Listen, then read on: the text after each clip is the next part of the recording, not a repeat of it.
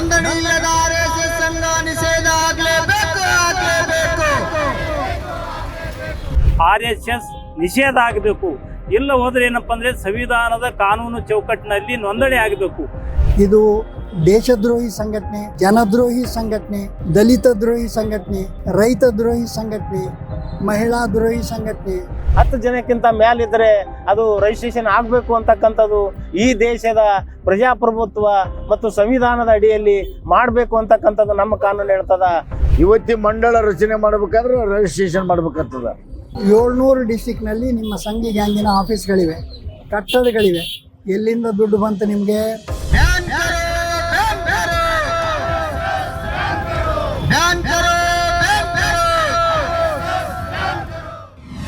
ಕರ್ನಾಟಕ ರಾಜ್ಯದಲ್ಲಿ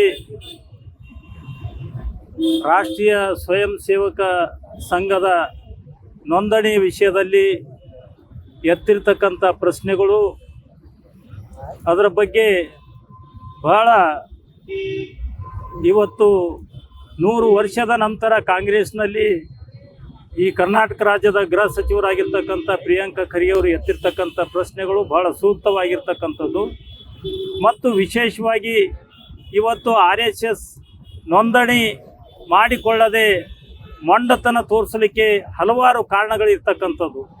ಇವತ್ತು ಮೇಲ್ನೋಟಕ್ಕೆ RSSದವರು ನೋಂದಣಿ ಪ್ರಶ್ನೆಯೇ ಇಲ್ಲ, ನಮಗೆ ಏನಪ್ಪ ಅಂದರೆ ಒಂದು ಸಾಂಸ್ಕೃತಿಕವಾಗಿರ್ತಕ್ಕಂಥ ಸಂಘಟನೆ, ನಾವು ಜನರ ಮಧ್ಯದಲ್ಲಿ ನಿಂತು ಕೆಲಸ ಮಾಡ್ತಕ್ಕಂಥವ್ರು, ಜನರ ಪರವಾಗಿ ಕೆಲಸ ಮಾಡ್ತಕ್ಕಂಥ ಸಂಘಟನೆ ಇದಾಗೋದ್ರಿಂದ ನಮ್ಗೆ ಯಾವುದೇ ನೋಂದಣಿ ಅವಶ್ಯಕತೆ ಇಲ್ಲ ಅಂತಕ್ಕಂಥ RSSದವರು ಇವತ್ತು ದೆಹಲಿಯಲ್ಲಿ ಇವತ್ತು ದೊಡ್ಡದಾದ ಅಂದರೆ ಸುಮಾರು 200 ಕೋಟಿ ರೂಪಾಯಿ ಖರ್ಚು ಮಾಡಿ ಇವತ್ತು ಅಲ್ಲಿ ಒಂದು RSS ಭವನ ಕಟ್ಟಲಿಕ್ಕೆ ಯಾವ ಕಾರಣಕ್ಕಾಗಿ, ಯಾವ ಸಂಸ್ಕೃತಿಗಾಗಿ ಬೇಕಾಗಿತ್ತು ಇವರಿಗೆ.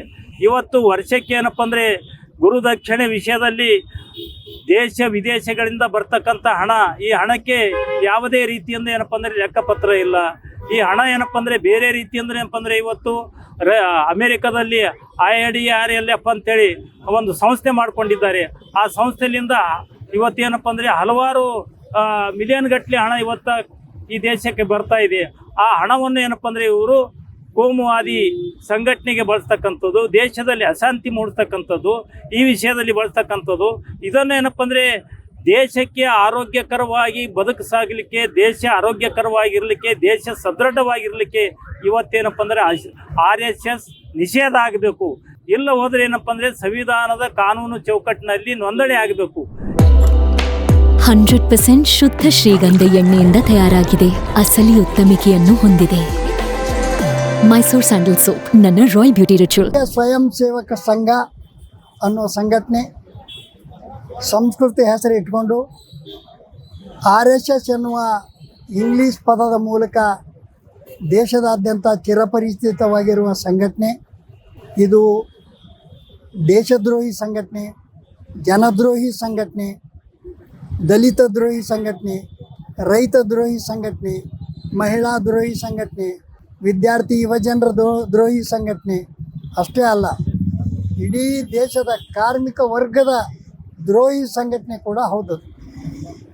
ಈ ಸಂಘಟನೆ ಇವತ್ತ ರಾಷ್ಟ್ರೀಯತೆ ಹೆಸರಿನಲ್ಲಿ, ದೇಶಭಕ್ತಿ ಹೆಸರಿನಲ್ಲಿ ಅನೇಕ ಜನರನ್ನು ಗುಮ್ರಾಹ ಮಾಡುವುದರಲ್ಲಿ ಯಶಸ್ವಿಯಾಗಿದೆ.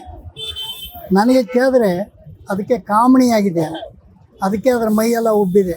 ಅವರು ಭಾಳ ಹೆಮ್ಮೆಯಿಂದ ಹೇಳ್ಕೊತಾ ಇದ್ದಾರೆ, ನಾವು ಇವತ್ತು ಇಡೀ ದೇಶದಾದ್ಯಂತ ನಾವು ಹರಡಿದೆವು, ಹಬ್ಬಿದೆವು, ಭಾಳ ದೊಡ್ಡದಾಗಿ ಬೆಳೆದಿದ್ದೆವು ಅಂತ. ಜಗತ್ತಿನಲ್ಲಿಯೇ ಅತ್ಯಂತ ಬಲಿಷ್ಠವಾದಂಥ ದೊಡ್ಡದಾದಂಥ ಒಂದು NGO ನಮ್ಮದು ಅಂಥೇಳಿ ಮಾನ್ಯ ನಮ್ಮ ಪೂಜ್ಯ ಶ್ರೀ ಶ್ರೀ ಶ್ರೀ ಶ್ರೀ ನರೇಂದ್ರ ದಾಮೋದರ್ ದಾಸ್ ಪ್ರಧಾನಿಯವರೇ ಹೀಗೆ ಹೇಳ್ತಾ ಇದ್ದಾರೆ. ಆದರೆ ಜಗತ್ತಿನಲ್ಲಿ ಅತ್ಯಂತ ದೊಡ್ಡದಾಗಿರ್ತಕ್ಕಂಥ, ಬಲಿಷ್ಠವಾಗಿರ್ತಕ್ಕಂಥ, ವಿಸ್ತೃತವಾಗಿರ್ತಕ್ಕಂಥ ಈ NGO ಇವತ್ತಿನ ತನಕ ರಿಜಿಸ್ಟ್ರೇಷನ್ ಯಾಕೆ ಮಾಡ್ಕೊಳ್ತಾ ಇಲ್ಲ ಅಂತ ನಮ್ಮ ನಾಡಿನ ಸದ್ಯ ಗೃಹ ಮಂತ್ರಿಗಳಾಗಿರುವ ಪ್ರಿಯಾಂಕಾ ಖರ್ಗೆಜಿಯವರು ಕೇಳ್ತಾ ಇದ್ದಾರೆ. ಅವರಿಗೆ ಉತ್ತರ ಕೊಡಬೇಕು. ಕರ್ನಾಟಕದಲ್ಲಿ ಸುಮಾರು ದಿನಗಳಿಂದ ಈ ನಾಡಿನ ಗೃಹ ಮಂತ್ರಿಗಳಾಗಿರ್ತಕ್ಕಂಥ ಪ್ರಿಯಾಂಕ್ ಖರ್ಗೆ ಅವರು RSS ಅನ್ನು ರಿಜಿಸ್ಟ್ರೇಷನ್ ಮಾಡಬೇಕು ಅಂತಕ್ಕಂಥ ಹಿನ್ನೆಲೆಯಲ್ಲಿ ಕರ್ನಾಟಕದಲ್ಲಿ ಏನು ವಿವಾದ ಪ್ರಾರಂಭ ಆಗ್ಯದ, ಆ ಪ್ರಾರಂಭದ ಈ ಹಿನ್ನೆಲೆಯಲ್ಲಿ ಇಂದು ನಾವು ಗುಲ್ಬರ್ಗ ಜಿಲ್ಲೆಯ ಮುಖಾಂತರ ಕರ್ನಾಟಕ ರಾಜ್ಯ ದಲಿತ ಸಂಘರ್ಷ ಸಮಿತಿ ನೇತೃತ್ವದಲ್ಲಿ ರಾಷ್ಟ್ರಪತಿಯವರಿಗೆ ಒಂದು ಮನವಿ ಪತ್ರವನ್ನು ಕೊಡ್ತಾ ಇದ್ದೀವಿ.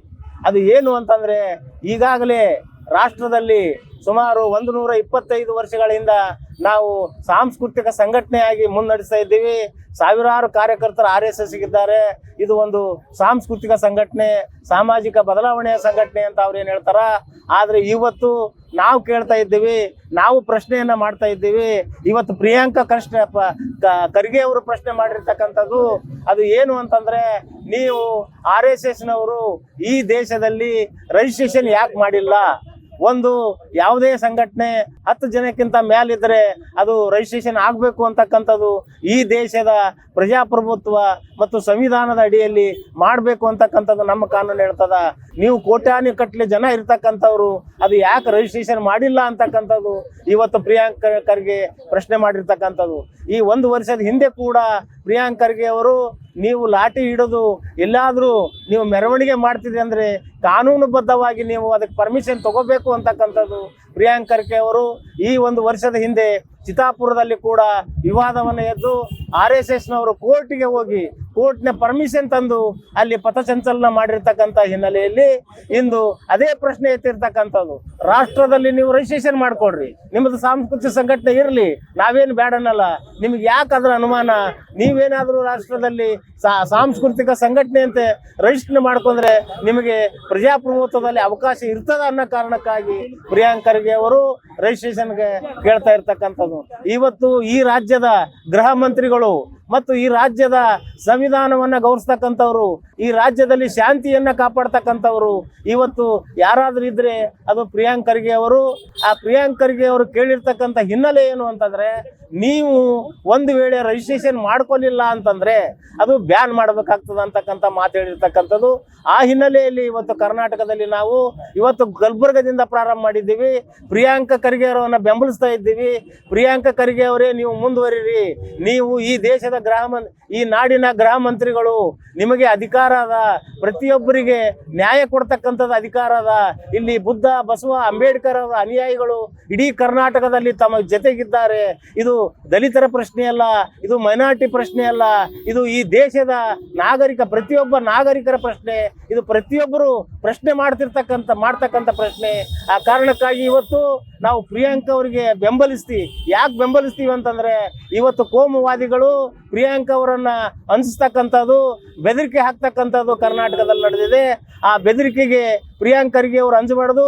ಯಾಕಂದ್ರೆ ಸರ್ಕಾರ ಅಂಜಬಾರ್ದು. ಸರ್ಕಾರ ತಮ್ಮದೇ ಇರೋದ್ರಿಂದ ಪ್ರಜಾಪ್ರಭುತ್ವದಲ್ಲಿರ್ತಕ್ಕಂಥ ಕಾನೂನನ್ನು ಪಾಲನೆ ಮಾಡಿ ತಪ್ಪು ಮಾಡಿದವರಿಗೆ ನೀವು ಜೈಲಿಗೆ ಕಳಿಸಬೇಕು. ಒಂದು ವೇಳೆ RSS ಬ್ಯಾನ್ ಆಗಲಿಲ್ಲ ಅಂತಂದರೆ ತಾವು ಈ ದೇಶದ ಈ ನಾಡಿನ ಸರ್ಕಾರ ಅದು ಬ್ಯಾನ್ ಮಾಡಬೇಕು.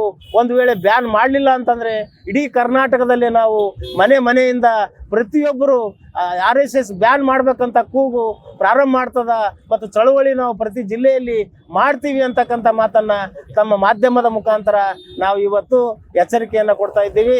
ಇವತ್ತು ನಮ್ಮದು ಸಾಂಸ್ಕೃತಿಕ ಸಂಘಟನೆ ಅಂತೇಳಿ ಸುಳ್ಳು ಹೇಳುತ್ತಿರುವ RSSನವರು ಸಾಂಸ್ಕೃತಿಕ ಸಂಘಟನೆ ಆಗಲಿ ಯಾವುದೇ ಸಂಘಟನೆ ಆಗಲಿ ಈ ಸಂವಿಧಾನದ ಪ್ರಜಾಪ್ರಭುತ್ವದಲ್ಲಿ ಯಾವುದೇ ಒಂದು ಸಂಘಟನೆ ಯುವತಿ ಮಂಡಳ ರಚನೆ ಮಾಡಬೇಕಾದ್ರೆ ರಿಜಿಸ್ಟ್ರೇಷನ್ ಮಾಡಬೇಕಾಗ್ತದೆ.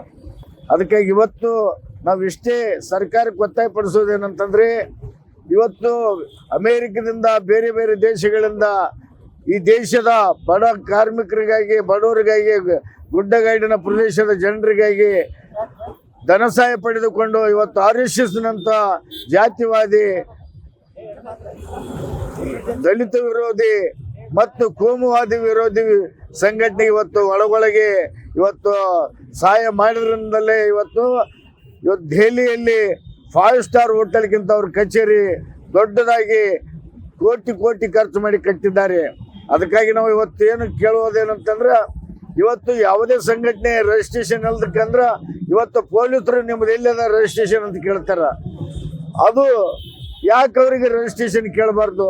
ಇವತ್ತು ಗೃಹ ಸಚಿವರು ಸುಮಾರು 1 ವರ್ಷದಿಂದ RSS ಬಗ್ಗೆ ತಲೆ ಕೆಡಿಸಿಕೊಂಡು ಇವತ್ತು ಈ ರಾಜ್ಯದ ನೂತನವಾಗಿ ಗೃಹ ಸಚಿವರಾದ ಮೇಲೆ ಅವರು ಕೇಳುವಂಥ ಪ್ರಶ್ನೆಗೆ ಇವತ್ತು ಬಹಳಷ್ಟು ವಿರೋಧ ಮತ್ತು ಬರ್ಲಕತ್ತೆ. ಇವತ್ತು ಪೇಜಾವರ ಸ್ವಾಮೀಜಿ ಏನು ಮಠದ ಸ್ವಾಮೀಜಿ ಅವರು ಎಲ್ಲ ಕಾನೂನು ಪ್ರಕಾರ ನೋಂದಣಿ ಮಾಡ್ಕೋಬೇಕಂತೇಳಿ ಅವ್ರಿಗೆ ಸಂಬಂಧಪಟ್ಟಂತ ಸ್ವಾಮೀಜಿ ಅವ್ರು ಹೇಳಿದಾಗ ಇವ್ರಿಗೆ ನಾಚಿಗೆ ಮಾನ ಮರ್ಯಾದೆ ಇಲ್ಲ, ಅದನ್ನೇ ಇಲ್ಲ.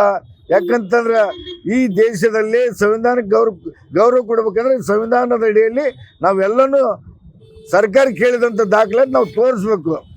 ಇವತ್ತು ಸಾಂಸ್ಕೃತಿಕ ಸಂಘಟನೆ ನಮ್ಮ ಅಂತೇಳಿ ಹೇಳಿ ಇವತ್ತು ಮೋಹನ್ ಭಾಗವತ್ ಅವರಿಗೆ Z+ ಬಂದೋಬಸ್ತ್ ಕೊಡ್ತಾರೆ. ಯಾಕೆ Z+ ಬಂದೋಬಸ್ತ್ ಕೊಡಬೇಕು?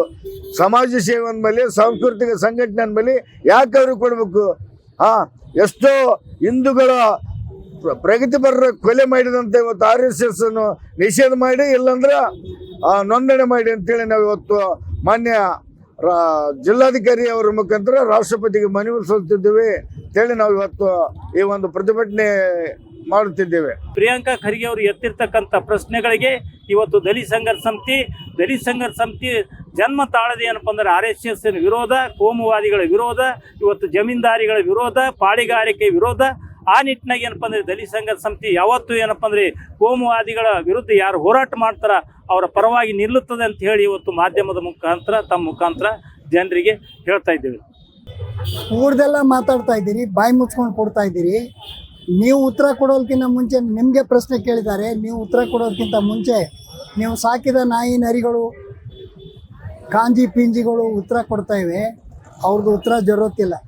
ಮೋಹನ್ ಭಾಗವತ್ ಅವರೇ ಅದಕ್ಕೆ ಉತ್ತರ ಕೊಡಬೇಕು. ಉತ್ತರ ಇಲ್ಲ ಅಂದರೆ ಇಲ್ಲ ಅಂತ ಹೇಳಿ ಸಾರ್ವಜನಿಕವಾಗಿ ದೇಶದ ಜನತೆ ಮುಂದೆ ಕ್ಷಮೆ ಕೊಡ್ರಿ. ಆ ನಂತರ ಸಾಧ್ಯ ಆದಷ್ಟು ಲಘು ರಿಜಿಸ್ಟ್ರೇಷನ್ ಮಾಡಿಕೊಡ್ರಿ. ಇಲ್ಲ ನಾವು ರಿಜಿಸ್ಟ್ರೇಷನ್ ಮಾಡಲು ಸರ್ಕಾರದಿಂದ ಏನಾರ ಸಹಾಯ ತೊಗೋಬೇಕಾದ್ರೆ ರಿಜಿಸ್ಟ್ರೇಷನ್ ಬೇಕು ಅನ್ನೋ ಮಾತು ಆಡಿದ್ದಾರೆ. ಸರ್ಕಾರದಿಂದ ಸಹಾಯ ತೊಗೊಳ್ಲಿಕ್ಕಿಲ್ಲ, ನೀವು ಜನತೆಯಿಂದಾದರೂ ಸಹಾಯ ತೊಗೊಂಡಿರಲ್ಲ.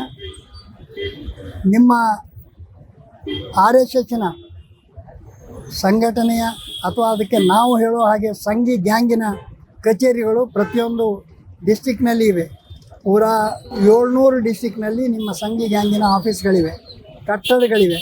ಎಲ್ಲಿಂದ ದುಡ್ಡು ಬಂತು ನಿಮಗೆ, ಯಾರು ಕೊಟ್ಟರು? ನೀವು ಹೇಳ್ತೀರಿ ಅದು ಗುರುದಕ್ಷಿಣೆ ಹೆಸರಿನಾಗೆ ಬಂದಿದೆ ಅಂತ. ಗುರುದಕ್ಷಿಣೆ ಎಷ್ಟು ಬರ್ತದೆ ಅನ್ನೋದು ನಮಗೂ ಗೊತ್ತದ, ನಿಮಗೂ ಗೊತ್ತದ. ದೆಹಲಿದಾಗೆ 13 ಅಂತಸ್ತಿನ ಒಂದು ಕಟ್ಟಡ ಕಟ್ಕೊಂಡಿರಿ, 10,000 ಕೋಟಿ ಖರ್ಚು ಮಾಡಿ.